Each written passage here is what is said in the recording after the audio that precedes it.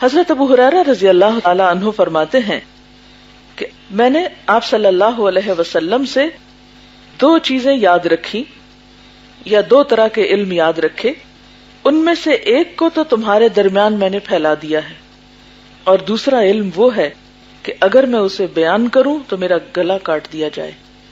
یعنی ایک موقع پر آپ نے 2 باتوں کا ذکر کیا کہ ایک بات تو میں نے بتا دی ہے جس کا تعلق ظاہر سے تھا، احکام سے، اخلاق سے، اور لوگوں کو سمجھ آنے والی باتیں تھیں، لیکن ایک اور بات بھی ہے جو میں نے ابھی نہیں بتائی، کیونکہ اس موقع پر اس کو بتانا کیا معنی رکھتا ہے کہ لوگوں کو ایک ایسی چیز دوں جو ابھی ان کو سمجھ میں نہ آئے، اور اس بنا پر وہ الٹا میرے اوپر ہی حملہ آور ہو جائیں اور میری گردن کاٹ ڈالیں، کھانے کی نالی کاٹ دیں، یعنی گلا کاٹ دیں، یہ مراد ہے۔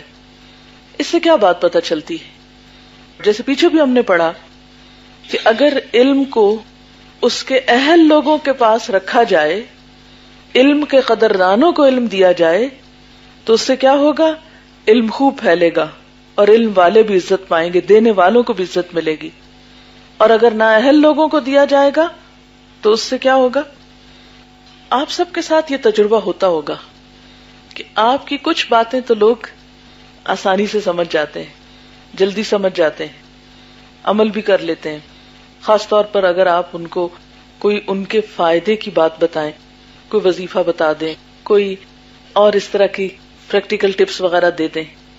لیکن وہ باتیں جو ان کے مفادات کے خلاف جاتی ہوں، جن سے ان کو اپنے زندگی کا طریقہ بدلنے کا حکم ملتا ہو، یا جو ان کی خواہشات نفس کے خلاف جاتی ہوں باتیں، وہ باتیں وہ سننا ہی نہیں چاہتے اور الٹا آپ کی جان کے پیچھے ہو جاتے ہیں۔ کیا اس کا مطلب یہ ہے کہ ایسی باتیں پھر بتائی ہی نہ جائیں اور چھپا دی جائیں اور ان کا ذکر ہی نہ کیا جائے؟ نہیں۔ اور کیا آپ سمجھتے ہیں کہ صحابہ کرام نے کچھ باتیں بتائی ہی نہیں تھی؟ نہیں، بتائی تھی، لیکن حکمت کے ساتھ، موقع کی مناسبت سے، وقت آنے پر۔ ایسے میں ہونا یہ چاہیے، یہ بالکل ایسے ہی جیسے اگر آپ پتھر پہ بیج ڈالیں تو نتیجہ کیا نکلے گا؟ ضائع ہو جائے گا۔ تو پہلے آپ زمین کو نرم کریں، پھر اس میں آپ پانی لگائیں، پھر آپ اس کو مزید نرم کریں، ہل چلائیں، پھر اس میں آپ بیج ڈالیں، تو دیکھیں گے کہ انشاءاللہ اس میں اچھی فصل آ جائے گی۔ لیکن یہ صبر آزما کام ہے، وقت طلب کام ہے۔ یہ ایک خط ہے میرے پاس، 2-3 پہلو ہیں اس خط کے، کسی بچی نے مجھے لکھا ہے، آپ آج کل اسلام آباد میں ہیں، میرا دل تو بہت چاہتا ہے کہ آپ سے آ کے ملوں، لیکن بہت مجبور ہوں، آ نہیں سکتی۔ میں نے اسلام آباد کے 8 بیچ سے کورس شروع کیا تھا، 15واں پارہ تھا کہ ہمارے گھر میں طلاق کا مسئلہ چلا، رجعی اور بائنی طلاق کی بحث کے بعد میرا الہدی آنا بند ہو گیا۔ میرا قصور صرف اتنا تھا کہ جس کو طلاق ہوئی تھی، یعنی میری کزن، اسے میں مفید مشورے کے لیے یہاں لائی، میں چاہتی تھی کہ اس کا گھر بچ جائے۔ الہدی بند ہونے کے بعد پہلے تو میں بہت روئی، لیکن ہوا کیا کہ وہ اس کو کچھ بتانے کے لیے یہاں لائی، لیکن وہ نظریے کا کچھ فرق آیا جس سے ان کو آنے سے روک دیا گیا۔ پہلے تو میں بہت روئی، پھر میں نے صبر کیا، اللہ تعالیٰ نے خط و کتابت کا خیال میرے دل میں ڈالا، یعنی خط و کتابت کورس کا۔ پھر میں نے 15 سے 30 پارے خط و کتابت کے ذریعے کیے۔ اس لانے جانے میں بھی بہت آزمائشیں آئیں، لیکن الحمدللہ میرا کورس پورا ہو گیا۔ شروع میں تو میں رات کو اور صبح فجر کے بعد سب سے چھپ کر پڑھتی تھی، یعنی گھر میں پھر قرآن پڑھنے کی بھی اجازت نہ رہی۔ کچھ عرصے بعد گھر والوں نے کوئی رسپانس نہ دیا تو میں نے دن میں پڑھنا شروع کر دیا، یعنی آہستہ آہستہ دن میں بھی۔ گھر میں آپ کی کیسٹ میں زور سے بھی لگا لیتی تو ابو کچھ نہ کہتے، لیکن الہدی جانے کے نام سے چڑھتے۔ کیوں؟ یہ تو مجھے بھی صحیح معلوم نہیں، کہتے ہیں کہ تمہارا قرآن مختلف ہے۔ میں نے بہت دفعہ انہیں اپنا قرآن دیا کہ آپ دیکھ لیں، لیکن وہ یہ بات نہیں مانتے، کیونکہ ہماری مسجد کے مولوی صاحب نے انہیں آپ کے بہت خلاف کیا ہوا ہے۔ لیکن میرے ابو جب بھی بحث کرتے تو میں چپ کر کے سن لیتی ہوں، ان سے مزید بحث نہیں کرتی، میں ان کی بہت عزت کرتی ہوں، اس لیے ان کے آگے نہیں بولتی۔ البتہ اس کورس میں میری امی نے میرا بہت ساتھ دیا۔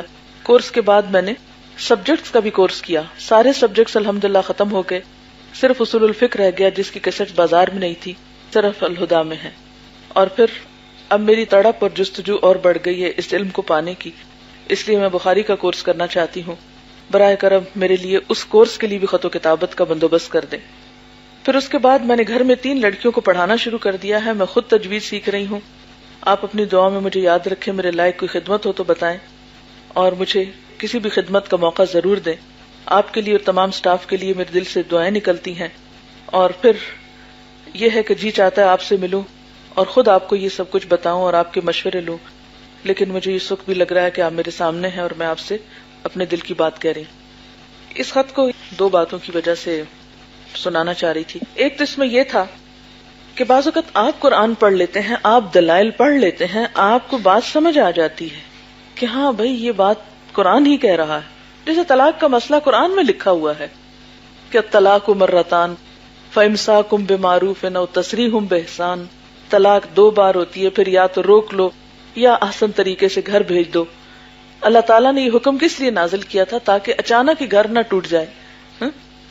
لیکن اس میں بہرحال اختلافی رائے آئی اور کچھ لوگوں نے کہا نہیں، ایک ہی دفعہ میں اگر طلاق ہوتی ہے تو بس طلاق ہو جائے گی۔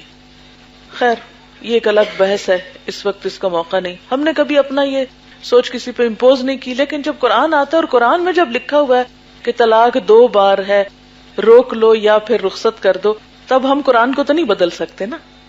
لیکن یہ مسئلہ جب اس بچی نے گھر میں بتایا کہ قرآن میں یہ لکھا ہوا ہے تو گھر والے اسے قبول نہیں کر سکے۔ بالکل یہی ہوا جیسے یہ حضرت ابو ہریرہ کہتے ہیں کہ اگر میں دوسری بات تم کو بتاؤں تو کیا ہوگا؟ میرا گلا کاٹ ڈالا جائے گا۔ الہدا کے خلاف جو بہت ساری باتیں ہوتی ہیں وہ اس وجہ سے بھی ہوتی ہیں کہ قرآن پورا جب لوگوں کو پڑھا دیا جاتا ہے ان کو پتہ چلتا ہے کہ بھئی کیا کچھ اس کے اندر ہے اور ہمیں عام روزمرہ زندگی میں نہیں ملتا، تو اس وجہ سے پھر شامت آتی ہے ہم سب کی۔ لیکن اب کیسے ہم قرآن کو بدل دیں؟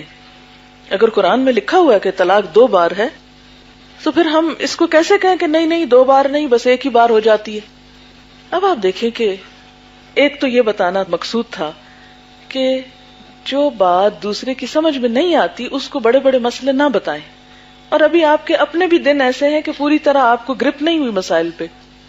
اخلاق کی بات، تقوی کی بات، اللہ سے ڈرنے کی بات، یہ باتیں تو آپ ایک دوسرے کو کنوے کریں، لیکن یہ جو باقی مسائل ہیں یہ ابھی آپ تھوڑا اور پڑھ لیں، خود ریسرچ کریں اچھی طرح اور سمجھیں، نہ میری باتوں میں نہ دوسرے تیسرے کسی کی باتوں میں نہ آئیں، اور دلائل کا مطالعہ کریں اگلی فردر سٹیج پہ، پھر اس کے بعد آپ دوسروں کو اوپینین دیں۔